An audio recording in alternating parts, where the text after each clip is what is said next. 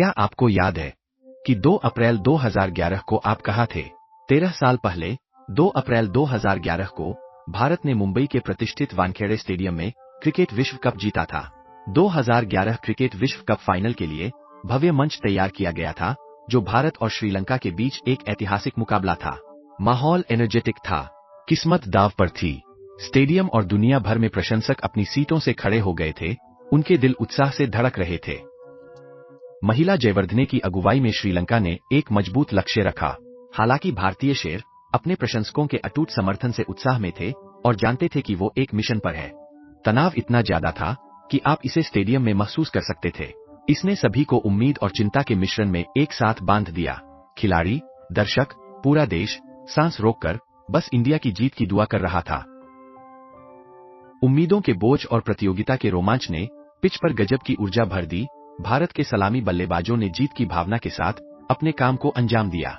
गौतम गंभीर, जो अपने धैर्य और दृढ़ संकल्प के लिए जाने जाते हैं, उन्होंने पारी को एक ठोस शुरुआत दी। उनके बल्ले से रन निकले और स्कोरबोर्ड चालू रहा। जहीर खान के नेतृत्व में भारतीय गेंदबाजी आक्रमण को मात नहीं दी जा सकती थी। गेंद के साथ उनकी सटीकता, दोनों तरफ स्विंग करने की उनकी क्षमता और महत्वपूर्ण विकेट लेने की उनकी क्षमता शानदार थी। भारतीय गेंदबाजों ने श्रीलंका के बल्लेबाजों को संयमित रखा और हर गेंद पर कड़ी टक्कर दी। इस अजेय टीम में युवराज सिंह की ब्रिलियंस भी शामिल थी। बल्ले और गेंद दोनों के साथ उनके कौशल ने टीम को सही संतुलन प्रदान किया और महत्वपूर्ण क्षणों में खेल का रुख बदल दिया। उनका प्रदर्शन इस बात का सबूत था कि भारत के पास कितनी गहरी प्रतिभा है। फिर भी चुनौती अभी खत्म नहीं हुई थी। श्रीलंका ने एक कठिन लक्ष्य रखा था। उनका कुल स्कोर महिला जयवर्धने के शानदार शतक से मजबूत हुआ। यह एक कठिन चुनौती थी, लेकिन अपने प्रशंसकों के अटूट समर्थन से मजबूत भारतीय टीम ने पीछे हटने से इनकार कर दिया। लेकिन यह MS धोनी का नेतृत्व था, जो वास्तव में मैच के निर्णायक क्षणों में सामने आया। दबाव में उनकी शांति, उनकी स्ट्रैटेजिक शार्पनेस, अपने साथियों को प्रेरित करने की उनकी क्षमता, इन सभी ने मिलकर उतार चढ़ाव के बावजूद भारत को जीत की ओर अग्रसर किया। कप्तान लंबे समय तक खड़े रहे और टीम को संभाला, जिसने इंडिया की जीत के एकदम नजदीक पहुंचा दिया। जीत के लिए बस कुछ रन ही बाकी थे। धोनी ने क्रीज पर कदम रखा। पूरे स्टेडियम में सन्नाटा था। अगली गेंद से पहले जब उन्होंने स्टांस लिया तो सभी की सांसें रुक गईं। सन्नाटा शोर में बदल गया। धोनी ने बल्ले को अविश्वसनीय ताकत से घुमाया और गेंद को बिल्कुल सही मारा। गेंद आसमान में ऊंची उड़ान भरते हुए सीमा रेखा के पार चली गई। ये सिर्फ छक्का नहीं था, यही वो शॉट था जिसने वर्ल्ड कप में भारत की जीत पक्की कर दी थी।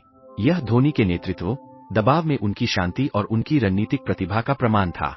जैसे ही गेंद बाउंड्री के पार पहुंची, स्टेडियम में भगदड़ मच गई और पूरे देश में एक खुशी की लहर दौड़ गई। ये एक ऐसा उत्सव था जिसकी गूंज भारत के हर कोने में थी। जीत के गर्व के साथ भारतीय ध्वज लहराया, आवाजें विजयी शोर में बदल गईं। यह उनका मोमेंट था, ये उनकी जीत थी। जश्न के बीच सचिन तेंदुलकर भी मौजूद थे। उन्होंने खेल का सर्वश्रेष्ठ प्रतिनिधित्व किया और भारतीय क्रिकेट के कोर में थे।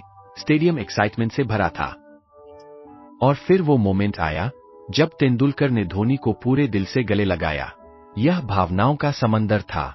यह एक क्रिकेट युग से दूसरे युग में ट्रांजिशन का प्रतीक था। जैसे ही स्टेडियम के चारों ओर शोर गूंजा, प्लेयर्स अपनी विक्ट्री लैप पर निकल पड़े। उनके चेहरे पर खुशी देखने लायक थी।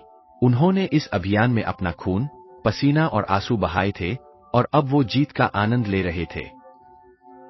ट्रॉफी, जो उनकी जीत का प्रतीक है, मुंबई की रात में तेज रोशनी के बीच भावनाओं की लहर बह चली। यह सिर्फ मैदान पर मौजूद 11 खिलाड़ियों की जीत नहीं थी, बल्कि हर उस भारतीय की जीत थी जिसने कभी अपनी टीम को विश्व चैंपियन बनते देखने का सपना देखा था। यह सपनों और दृढ़ संकल्प की यात्रा थी, एक ऐसी कहानी जिसने लाखों लोगों को प्रेरित किया। 13 साल बाद उस गौरवशाली दिन की यादें हमें गर्व और खुशी से भर देती है।